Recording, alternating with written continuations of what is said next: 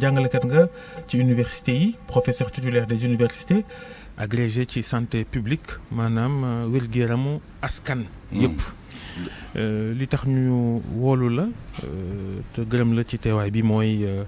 xeetu doomu jàngoro bi bees ci coronavirus gi ñu naan ko Omicron feeñee ci Afrique du Sud te Sénégal lim ci ñettagum IRESSEF di laboratoire boobu nga xam ni moo ne fële ca Diamniadio génne nañ benn cas waa Institut Pasteur itam ñoom génne ñaar ba tax fi ñu toll nii nit yooyu ñu ràññee ne am nañ ko coow li mooy ñenn la ñu dendaloon ci fan yiñ ko am dañu bëgg njëkk a laaj ba xam jàngoro ji wan melokaan la am ndax xam-xam maye na xool dayoom ak garaawaayam ndax jar naa tiitam déet. jërëjëf Babacar nga bay ma nuyu seen auditeur ak auditrices yi di nuyu aussi Sénégal bi yëpp di ñëw si sa li nga wax xam nga jàngoro bi du bu bees xëy na doomu jàngoro bi mooy transformé wu maanaam di soppleeku tey donc dañu am variant bu bees muy Omicron comme ni nga ko waxee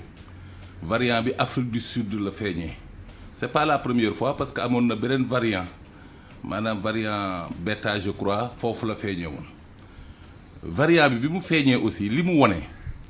mooy fi mu ne nii recherche yi soreegul mais li nga xam ne wone na ko mooy que ne bi ñu defee constat ci Afrique du Sud dañu gis ne moment bi ñuy xalaatee ne virus bi mi ngi fa ak bi ñu koy identifier gis nañ ne cas de contamination yi maanaam wàllante bi dafa yokk loolu moo tax ci constat yooyu ñu yaakaar ne bay virus la boo xam ne dafay yokk wàllante bi te suy yokk wàllante bi mooy wane ne aussi ci dangerosité bi parce que ba léegi nii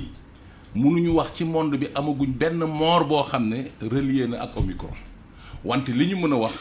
mooy que aussi constaté nañ ne symptômes yi muy joxe maanaam li muy manifesté woo dafa wàññeeku en tout cas par rapport ak Delta donc fi mu ne nii li ñu mën a wax mooy mënuñu ci sori parce que chercheurs yi ñi ngi xool ba mën ko maîtriser pour mun ci wax loolu lañ ci mën a wax pour le moment mais dire que daal li ñu constaté mooy que ne bi ñu mën nekk loo xam ne dafay wàllante bi dafay gaaw et loolu baaxul ci suñu réew yi nga xam ne réew yu néew doole lañ te dañu am ay système de santé yoo xam ne dañu fragile. mais bu fekkee ne dangerosité bu virus bi tollut noonu est-ce que jar na aussi ñuy amati nit ñi. non xam nga loo xam ne mooy li ma wax léegi. ñi ngi def recherche te amaguñ ci lu leer. parce que dégg nañ ci sax ki nga xamante ne moo découvrir variant bi. muy wax lu ni mel. waaw parce que li mu gis la mais xam nga amaguñ assez de recul moom li mu gis mooy constat bi ma wax léegi mooy que ne dañu gis ne symptômes yi ay symptômes yu léger lañ gisaguñ ci mort waaye nag ñun dañu war a jël suñuy matukaay parce que Delta bi mu ñëwee daf ñu bettoon donc pour ñu bañ ñu bettuñu moo tax la communauté internationale di jël ay matuwaay yoo xam ne dañuy mën a fexe ba nga xam ne dañuy fagaagal doomu jàngoro bi mais effectivement pour le moment en tout cas à l'état des recherches gisaguñu en tout cas mu rey walla ay symptômes yoo xam ne am na doole trop ci nit ñi. léegi est-ce que dañoo war a dellu ci teengal sunu dundin na woon cay jamono doo dajaloo doo nuyoo doo amal xew ak ñoom seen te xam nañu weeru décembre weeru yëngu-yëngu la est-ce que dañoo war a teg lépp ci suuf dellu ca lañ daan def ba jàngoro ji doogee feeñ. waaw xam nga man boo ma ko laajee en tant que santé publique li ma ci mën a wax mooy que fi ñu toll xëy na demoon nañ ba ne il faut ñu dund parce que il faut ñu dund ak virus bi parce que virus day am durée de vie mën na fi yàgg a yàgg mais li am solo tey mooy que ñun nga xam ne dañu nekk ci pays yi nga xam ne dafa néew doole yu mel ne Sénégal dañu war a privilégier lépp li nga xam ne mun na moytu maladie bi parce que li ñu am sens ci virus bi mooy virus la boo xam ne soo def assurer les mesures barrières mën nga ci mucc te mesures barrières yi yomb na wax nañ ko waxaat nañ ko mesures barrières yooyu li ci bokk mooy porter masque yi li ci bokk mooy di raxas loxo yi li ci bokk mooy di laal gel li ci bokk mooy éviter ay rassemblement. loolu de nit ñi dañ koo bàyyi sax moom. loolu bàyyi nañ ko loolu moo tax may wax ne plan de communication même ministère il faut ñu insister ci loolu ci sensibilisation bi pour que nit ñi mën a jëlaat encore une fois seeni matuwaay pour respecter les mesures barrières parce que tant que ñi ngi respecter les mesures barrières am nañ chance yu bari pour moytu maladie bi. mais ministère est-ce que mën naa yee nit ñi foofa ndax ka jiite ministère ba démb rek la organisé woon ab xew-xew gu rëy nit ñu mbooloo mu bëri dajaloo fa du ñoom waa nguur gi kese waa kujje gi aussi ñu ngi organiser ay cérémonie d'investiture ay xew ya nga xamante ne mbooloo fay daje. waaw mais xam nga loolu. est-ce que loolu du gàllankoor sensibilisation bi. non xam nga yaakaar naa ne li ci am solo. mooy que ñu xam fi ñu toll. que muy kujje gi muy nguur gi. ñëpp xam ne tey dañoo war a aar sénégalais yi te aar sénégalais yi mooy ñu dem ba nga xam ne rassemblement yi moom dañ koy moytu il faut que ñu trouver nag ay solution yoo xam ne ku ci nekk ak fa nga bokk aussi nga trouver solution boo xam ne moom ngay utiliser waaye il faut tey ñu fexe ba nga xam ne rassemblement ak yooyu moom ñu jéem ko moytu parce que loolu tamit mooy tax ëllëg su fi doomu jàngoro bi duggee comme ni mu duggee nii wax nañ ne enregistré nañ 3 cas yu wóor te gis nañ ne aussi li ci am solo mooy que ne même en Afrique du Sud gis nañ loolu mooy dafay laal léegi cible jeune bi bu baax parce que même Sénégal boo gisee ñaar ñi ils ont moins de 30 ans kenn ki moo am 58 ans kon nag loolu tamit daf ciy fexe encore une fois. bëtu tànki sax. ci yenn réew yi. voilà moo tax ñu war a gën a mën a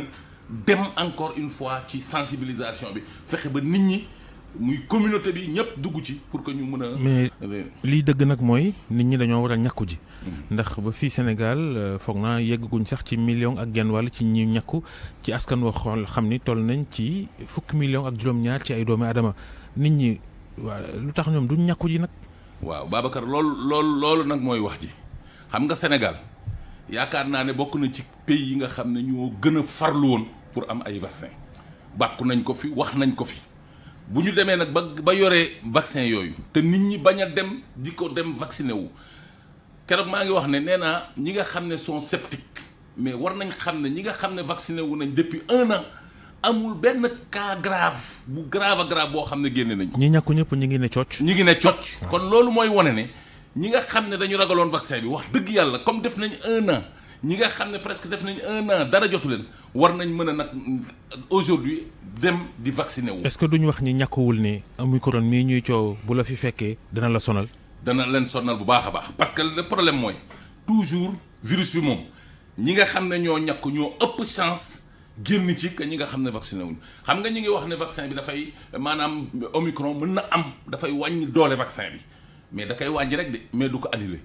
kon ça veut dire que fi mu ne nii ñun li ñu ci mën a génnee rek mooy vaccination wax nga ko léegi ñu ngi ci ñun million ak defe naa su ma juumul juróom-benn fukki junni ak ñaar fukk ak juróom-ñett ak lu teg xam nga loolu bariwul si loo xam ne dañu ne ñun pour ñu am immunité bi il faut ñu dem ba ay 8 millions 10 millions parce que loolu mooy tax parce que ñenn ñi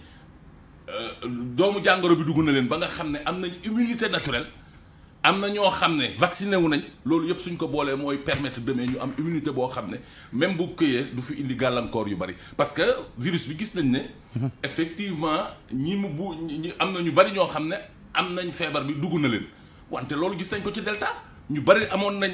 ñàkk woon nañ feebar bi dugg leen mais bu leen duggee li am solo mooy doo dem cas grave te yàlla mën na la musal aussi ci décès donc loolu tamit dafay soulager aussi système de santé bi parce que dafay soulager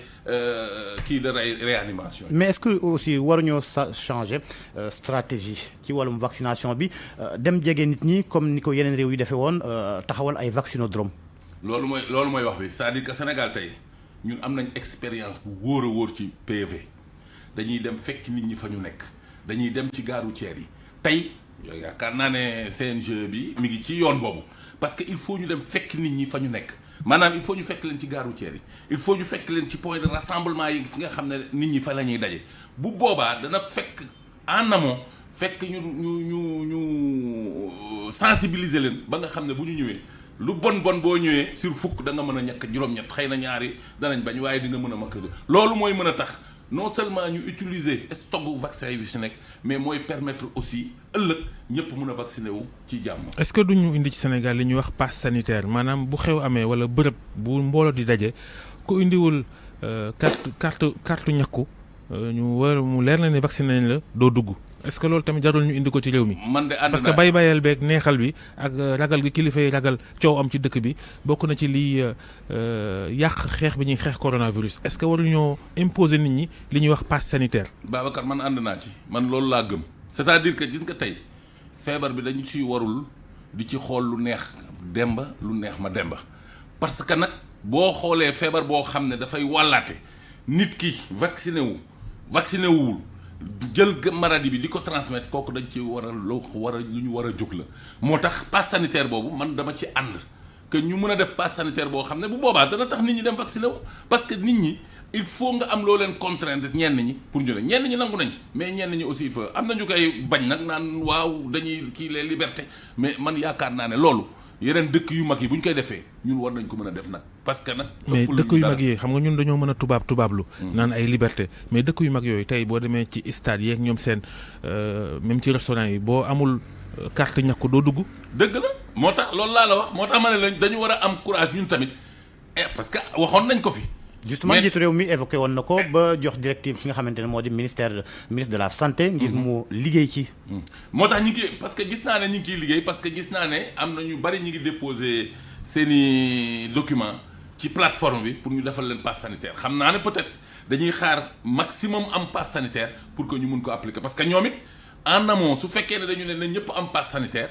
pour nga dugg fenn il faut nga am passe sanitaire il faut que ci. defar bi aussi mu gaaw pour que ñëpp mën a am seen passe sanitaire donc xam naa ne peut-être loolu la ñuy jéem a def pour mën a def pour mën a ñëpp mën a am passe sanitaire bi pour que ñu mën a appliquer loolu ñu wax nga xam ne pour boo demee fenn pour nga mun fa dugg il faut nga am passe sanitaire. est-ce que waruñ ko commencer ci stade yeeg show yi nga xam ne waykat yi ñu ngi koy waajal ci ndax am na waykat yoo xam ne gars yi dañ leen a namm. te bëgg nañu amal seen xew est-ce que ñooñu tam waruñoo sax ne kuy ñëw ci concert ba ci show ba faaw nga wane sa carte ñàkku.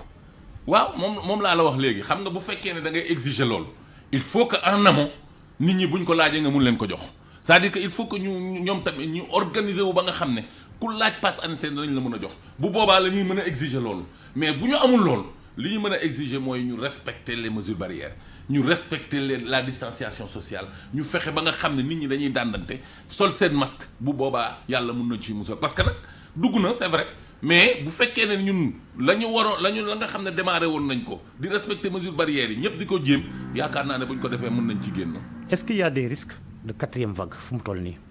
ah mais man loolu wax naa ko je pense que seen benn confrère moo ko posé y a à peu près une semaine 10 jours ma ne ko quatrième vague tant que virus bi mi ngi circuler quatrième vague c'est possible. léegi troisième dose nag ñi ñàkk woon gis ci àddina yeneen réew. di ñàkk ñetteelu yoon seen askan troisième dose est-ce que tamit waruñ ko gaaw a indi ci Sénégal bu ko defee ñi ñàkk woon ñaar dem dolli gën a renforcer lii aar seen yaram. waaw xam nga loolu tamit débat la parce que ñun en tout cas nga xam ne ñooy pays yi néew doole bu fekkee ne déjà nit ñi vacciné wuñ joxuñu ñi nga xam ne dañu war a vacciné wu dose yi doyul mënuñu xalaat troisième vaccination li am solo. mooy au moins nañ def. mais dose yi kat mi ngi varié gars yi ñàkk jiwuñ. waaw wala moo yàqu kay ñu jox ko ñu ko soxla. non yaakaar naa ne nit ñi dinañ dem parce que nag xam nañ ne lii dugg mën na bañ a kon kenn xamagul fa ñu jëm ak moom nit ñi dinañ dem vacciné wu man loolu laa gëm yaakaar naa ne bu ñu yokkee sensibilisation bi wax ak nit ñi dinañ dem mais troisième dose à l'état actuel am na ñoo xam ne nee nañ mën nañ ko def am na ñoo xam ne aussi nee nañ jaru ko déjà débat la ci scientifique yi donc je pense que ñun li am solo mooy ne nit ñi dem vacciner wu jël seen 2 doses et ça va permettre peut-être que ñu mën a protéger seen bopp protéger aussi population bi te loolu lu am solo la. mais loolu ngir mu leer il faut que ñu xam durée immunité vaccin bi professeur. waaw mais loolu tamit xamuñ ndax juróom benn weer la xamuñ ne juróom ñaari weer la wala. xam nga virus bu bees la. loolu tamit amuñu recul bi li ñu xam mooy ñenn ñi nee nañ mën au moins dana assurer 6 mois am na ñoo xam ne mën nañ ne dañuy dem ba 1 an mais li problème bi mooy. comme li ma leen wax virus bu bees la mais déjà bu dee 6 mois par exemple am ña njëkk a vacciné wu. war nañoo mën a jël dose. non xam nga li ma la wax la nee naa la comme recherche yi. soreegu ci parce que amuñu assez de recul. li ñu mën a wax mooy même à l'extérieur même boo demee ci dëkk yi nga xam ne vraiment sont avancés dans la recherche dañ lay wax ne xamaguñu immunité bi exactement ñaata lay durer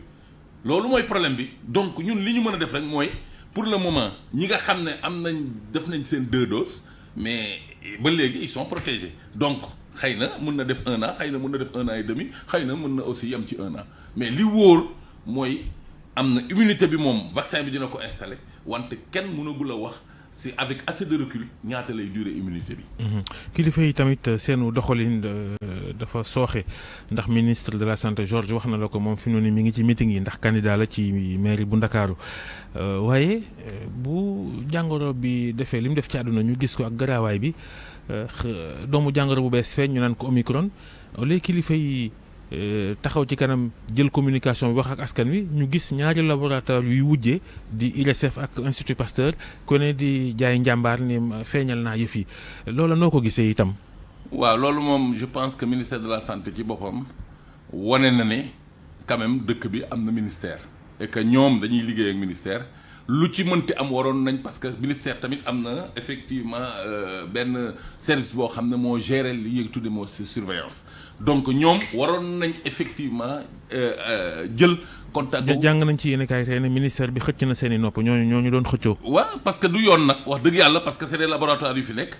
te loolu ñun feebar bi dugg fi warul nekk wujjante xam nañ ne IRESSEF moo njëkk a trouvé premier cas bi mais ñoom ñu trouvé 2 cas mais loolu ça ne pose aucun problème war nañ mën a ñoom liggéey en synergie parce que loolu la ñu jàppoon ba nga xam ne boo seetloo même si CNG bi ñoom ñaar ñëpp ñu ngi ci donc ñoom war nañ mën bu ñu amee information transmettre ko ministère bi nga xam ne moo yore santé ministère bi mën ko def parce que loolu tamit kilifteef la boo nekkee ci réew da ngay nangu kilifteef te ñoom ministère bi mooy seen kilifa. mais waa Pasteur tamit ñoo yey ndax jékki-jékki rek IRESSEF génne communiqué na gis naa benn kaawu Omicron ñoom it bëgguñoo des ginnaaw c'est normal non. waaw mais Babacar xam nga bu ñu nekkee dans une guerre sanitaire quand même am na yoo xam ne doo ko topp même bu fekkee ne IRESSEF génne na ko ñoom c'est pas une raison pour que ñoom tey ñuy génnee di wax ne am nañ 2 cas yooyu di concours amu fi dañoo war a boole suñu doole ñun ñëpp xeex maladie bi xeex jàngoro bi pour mu génn ci Sénégal loolu mooy priorité bi wante vraiment priorité bi du ay positionnement. mais est-ce que loolu CNG waru ko woon régler en amont. mais régler na ko parce que ñoom bokk nañ ci CNG bi soo bokkee ci kuréel bu dara amee da nga war a yëgal kuréel bi wante yow waroo mën a génn yow kenn génnee information bi te jaaroo ci kuréel bi parce que ñoom bokk nañ ci CNG bi. jërëjëf loolu moom mooy li nga xam ne moom moo am. Cheikh Mbacké Lo ñu ngi lay gërëm professeur titulaire des universités agrégé de santé publique ñu ñaanal yendu jàmm. jërëjëf Georges ñu ngi ziar soxna Naata ak ñu mu toogal ca TFM ñu yendu ak jàmm.